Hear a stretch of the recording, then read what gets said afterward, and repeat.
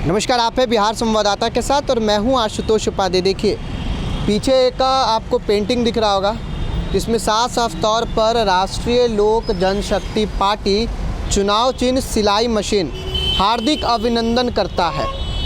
ये पेंटिंग हम आपको दिखा रहे हैं। ये बगल में पटना नगर निगम लिखा हुआ है और उसके बाद से ये जो दीवार है, अगर आप देखिएगा तो ये सरकारी दीवार है, कोई निजी संस्थान भी नहीं है और कोई निजी दीवार नहीं है जिनका आपको अनुमति लेना हो। लेकिन अगर आप एक नज़र डालते हैं तो 1985 का अधिनियम कहता है कि आपको अगर किसी सरकारी संपत्ति पे या फिर अगर आपको किसी निजी भवन पर आपको अपना पेंटिंग, पोस्टर या कुछ भी करवाना हो तो आपको अनुमति लेना अनिवार्य है, आपको अनुमति चाहिए ही चाहिए। अब इनका तो भाई पेंटिंग यहाँ पे बना हुआ है। अब 2024 का चुनाव आ रहा है। अब चुनाव में क्या है कि लोग काम को नहीं देखेगा, इनके पेंटिंग को देखेगा। अब आइए इसका एक दूसरा प्रारूप मैं आपको दिखाता हूँ, बगल में ही है, वहाँ अगर चलिएगा तो आपको दिख जाएगा। यहाँ पे देखिए मधुबनी पेंटिंग किया गया था, बड़े मेहनत से मधुबनी पेंटिंग किया गया था और उसके बाद से इस पर इतना पोस्टर, इतना पैम्पलेट चिपकाया गया ना कि मधुबनी पेंटिंग का एकदम रूपरेखा ही बिगाड़ दिया गया। अब देखिए ये एक आपको दिख रहा होगा, हमने पहले कुछ दिन पहले खबर दिखाया था। अब की बार फिर से भाजपा सरकार का ये पेंटिंग किया गया था जिसमें निवेदक जो है ऋतुराज सिन्हा, राष्ट्रीय मंत्री भाजपा था। इस पर उन पर FIR भी हुआ ऋतुराज सिन्हा पर और उसके बाद से फिर जदयू के कुछ लोग गए और DM को ज्ञापन भी सौंपे।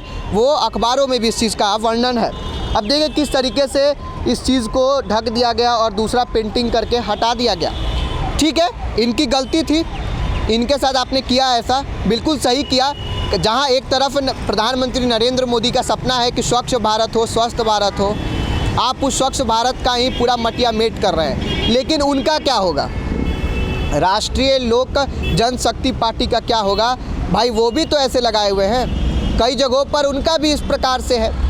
जो अधिकारी हैं वो इसको भी देखें, क्योंकि इसको भी तो मिटाना चाहिए ना, केस तो इन पे भी होना चाहिए।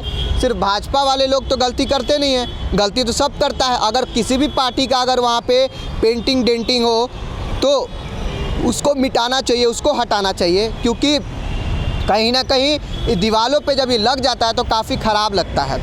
और सोचने योग्य और समझने योग्य बात है कि बिना अनुमति लिए इस प्रकार से पेंटिंग कराना बिल्कुल सही बात नहीं है।